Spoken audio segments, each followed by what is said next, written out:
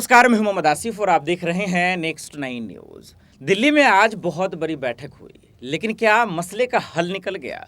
बिल्कुल भी नहीं। अगर निकल जाता तो जिस मुस्कुराहट के साथ अशोक गहलोत रवाना हो रहे थे राजस्थान के लिए, शायद उससे यही लग रहा है कि जो मसले का हल निकाला था वो नहीं निकला है। और वो इसलिए क्योंकि सचिन पायलट उसी तेवर में, उसी एग्रेशन में फिर से एक बार हमलावर हो रहा है। लेकिन सबसे बड़ा सवाल, वो तस्वीर तो हम आपको आज दिखा देंगे आज वाले, लेकिन सबसे बड़ा सवाल ये है कि एक तरफ मध्य प्रदेश में बीजेपी के अंदर भूचाल मचा है, तो वो राजस्थान में कांग्रेस के अंदर। इन दोनों जगह पे क्या होगा? क्या बीजेपी बाजी मारेगी या कांग्रेस? वो हम आपको आगे बताएंगे, लेकिन उससे पहले ये तस्वीर देख लीजिए। आप सब लोग, नौजवान, बुजुर्ग, महिला, बच्चे, जो इतनी बड़ी तादाद में यहां पर आए हो, मैं आप सबका हाथ जोड़कर बहुत बहुत धन्यवाद करना चाहता हूं, आपका शुक्रिया करना चाहता हूं। साथियों, मुझसे पूर्व वक्ताओं ने मंच पर अपनी बात रखी। मैं इस मौके पर आपको बताना चाहता हूं क्या परिस्थितियां पैदा हुई, राजस्थान में क्या घटनाक्रम पैदा हुआ, जिसको लेकर इस यात्रा को हमने निकाला। आप सब जानते हो, जब 2013 में हमारी सरकार राजस्थान से हटी थी, उस समय 200 में से कांग्रेस के मात्र 21 विधायक रह गए थे।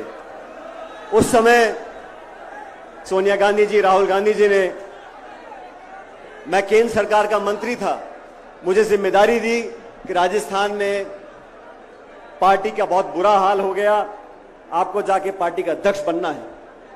और इतिहास गवाह है, मंच पर तमाम हमारे साथी बैठे हैं, आप सब ने देखा 2013 से 18 तक हमने खून पसीना बहाकर, सब साथियों ने, सब वरिष्ठ नेताओं ने, कार्यकर्ताओं ने एकजुटता का परिचय दिया और 2018 तक हम लोगों ने मेहनत करी। इन 5 सालों में हमने वसुंधरा जी की सरकार, जो भाजपा की सरकार थी, उसका विरोध किया, कड़ा विरोध किया, नीतियों के आधार पर, शासन के आधार पर, प्रोग्राम के आधार पर और भ्रष्टाचार के आधार पर। 5 साल तक वसुंधरा जी के शासन में जो खुली लूट मची थी, जो बजरी माफिया, शराब माफिया, जमीन माफिया, भू माफिया, खान माफिया पनपा था, उसके खिलाफ हम सब ने आरोप लगाए। मैं प्रदेश का अध्यक्ष था, लेकिन तमाम नेताओं ने, सम्मानीय गहलोत साहब ने भी बढ़ चढ़कर हर मीटिंग में, हर भाषण में वसुंधरा जी पर आरोप लगाए। आरोप लगाए कि नहीं लगाए, मुझे बताओ। जब सरकार हमारी बनी, अभी हेमराम चौधरी साहब बता रहे थे, बाज आया, उसने माला किसी के गले में डाल दी। अब बाज क्या करता हमारे हाथ में नहीं है, लेकिन जब सरकार हमारी बनी तो हमारा दायित्व था कि जो हमने कहा उसको कर कर दिखाएं। आज 4.5 साल पूरे हो गए। 4.5 साल में हम अभी तक उन वादों को पूरा नहीं कर सके जो हमने लांछन लगाया था, आरोप लगाया था, मैंने लगाया था, गहलोत साहब ने लगाया था कि वसुंधरा जी ने करप्शन किया, भ्रष्टाचार किया है। मैं 1.5 साल पहले से उनको चिट्ठी लिख रहा हूं, क्योंकि मुख्यमंत्री जी गृह मंत्री भी है, वित्त मंत्री भी हैं। मैंने चिट्ठी में आग्रह किया कि जांच कराओ, हमारी कथनी करनी में फर्क नहीं होना चाहिए, द्वेषपूर्ण भावना से जांच ना हो, निष्पक्ष जांच हो, पता पड़े किसने क्या किया था, दूध का दूध और पानी का पानी हो जाए। 1.5 साल तक कोई कार्रवाई नहीं हुई।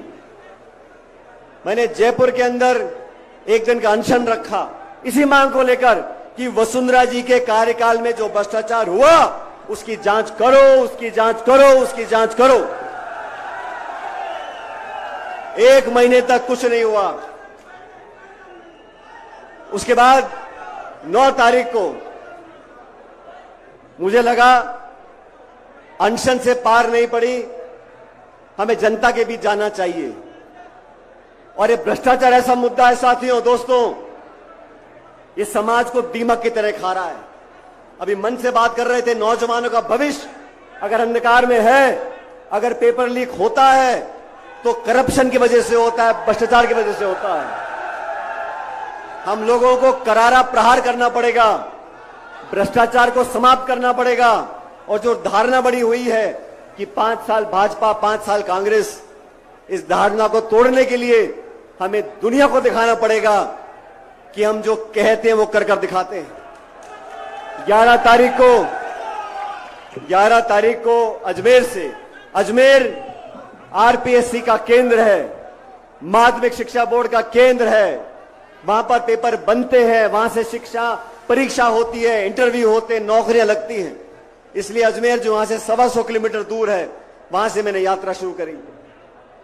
मुझे कुछ पत्रकारों ने बोला, यात्रा कर रहे हो, गर्मी बहुत है, मई का महीना है, बहुत पीड़ा होगी, 4-5 दिन धूप में चलोगे, बहुत दुख होगा, बहुत पीड़ा होगी। मैंने उनको कहा, हम और आप अगर 3-5 दिन इस चिलचिलाती धूप में चल लें, ये कोई पीड़ा नहीं है। लेकिन वो लड़का लड़की जो पढ़ लिख कर 1-2 साल मेहनत करते हैं, कोचिंग करते हैं, ट्यूशन लेते हैं और किराए के मकान में रहकर लाखों रुपया खर्च कर एग्जाम लिखने जाते हैं, वो पेपर लीक हो जाता है, उसके बाद कैंसिल हो जाता है। अरे बार बार होता है, क्यों होता है? इसकी जड़ तक जाना पड़ेगा। पेपर लीक करने वाले दलाल के किराए के मकान पर बुलडोजर चलता है, लेकिन जो कटारा को गिरफ्तार किया है उसके मकान पे क्यों नहीं चलता बुलडोजर? कानून अपना काम कर रहा है। अगर कानून अपना काम कर रहा है तो पक्षपात नहीं होना चाहिए। मछली छोटी हो या बड़ी हो, उसे तो पकड़ना पड़ेगा। गोड़ा जी के यहां पर हमने किसान सम्मेलन किया। केंद्र की सरकार ने एमएसपी पर कानून बनाने की बात करी थी, आज तक कुछ किया नहीं। ये बीजेपी वाले भी जो है ये बहुत झूठे लोग हैं, झूठे वादे करते हैं। हमने उनको ललकारने के लिए झुंझुनू के अंदर एक आम सभा करी। वहां मैंने कहा, नागौर में इस बात को मैंने बोला, भाई ये पेपर लीक होता कैसे? ये पेपर लीक तिजोरी से निकलकर लोगों की जेब तक कैसे पहुंचता है? इसमें भ्रष्टाचार होता है। ये पूरा तंत्र, इसको बदलना पड़ेगा। तब कहा गया कि इस पेपर लीक जांच में कोई अधिकारी शामिल नहीं है, कोई नेता शामिल नहीं है। मैं पूछना चाहता हूं, जांच पूरी हुई नहीं, आप घोषणा कर रहे हो कि कोई किसी का कोई लेन देना नहीं है। अभी कटारा को आपने अरेस्ट कर लिया। ये कटारा जो सदस्य बने आरपीएससी के, किसके कहने पर बने उसका पता करना पड़ेगा। ये आसमान से तो आए नहीं है। भ्रष्टाचार का मुद्दा नौजवानों के जीवन को अंधकार में धकेल रहा है। मैं तो साथियों आपसे कहना चाहता हूं, इस यात्रा में हम निकले, इस यात्रा का जो संकल्प था जन संघर्ष यात्रा का, वो भाजपा के शासन में हुए भ्रष्टाचार की जांच कराना था। इस यात्रा का उद्देश्य नौजवानों के साथ जो धोखा होता है, जो भ्रष्टाचार होता है, उसको समाप्त करने का हमारा उद्देश्य था। देखा आपने, साफ शब्दों में सचिन पायलट खुल्लम खुल्ला अशोक गहलोत के साथ साथ कांग्रेस के हाईकमान को खुली चुनौती दे रहे हैं, धमकी दे रहे हैं। अब इससे यह पता चलेगा कि आज बैठकें हुई, चुनाव के मद्देनजर किया गया, लेकिन इसमें यही आशंका लगाई जा रही थी कि शायद अशोक गहलोत और सचिन पायलट के बीच का रास्ता निकाल दिया जाएगा और इन दोनों के बीच का जो अंतरकलह है उन्हें दुरुस्त कर दिया जाएगा, लेकिन ऐसा कुछ भी नहीं हुआ। ठीक इसी तरीके का घमासान जो है दरअसल मध्य प्रदेश की राजनीति में हो रहा है। एक तरफ सीएम शिवराज और दूसरी तरफ ज्योतिरादित्य सिंधिया के बीच में, दोनों एक दूसरे को देखना नहीं चाहते। कोई राजघराने से हैं तो कोई जो है सीएम की गद्दी पर बैठा हुआ है। सब अपनी ताकत का इस्तेमाल कर सिर्फ और सिर्फ ये बताना चाह रहा है कि भाई हम किसी से कम नहीं। तो दर्शकों, सिर्फ 5 से 6 महीने बचे हुए इन दोनों राज्यों में चुनाव को, और दोनों पार्टियों में जबरदस्त तरीके से भूचाल मचा हुआ है। तो सबसे आखिर में सवाल ये है कि क्या वाकई में ज्योतिरादित्य सिंधिया क्या वाकई में पायलट जैसा काम कर जाएंगे और पायलट जो है ज्योतिरादित्य सिंधिया जैसा काम कर जाएंगे, क्योंकि ये दोनों जो हैं दोनों पार्टियों के लिए सबसे बड़े खतरा हैं। और ऐसे में सवाल ये है कि क्या वाकई में राजस्थान में कांग्रेस को और मध्य प्रदेश में बीजेपी को झटका लगते नजर आएगा। इस मसले पर दर्शकों आपकी क्या राय है, हमें कमेंट कर जरूर बताइएगा। देश दुनिया के भाई खबरों के लिए देख देखते रहें नेक्स्ट 9 न्यूज़। नमस्कार।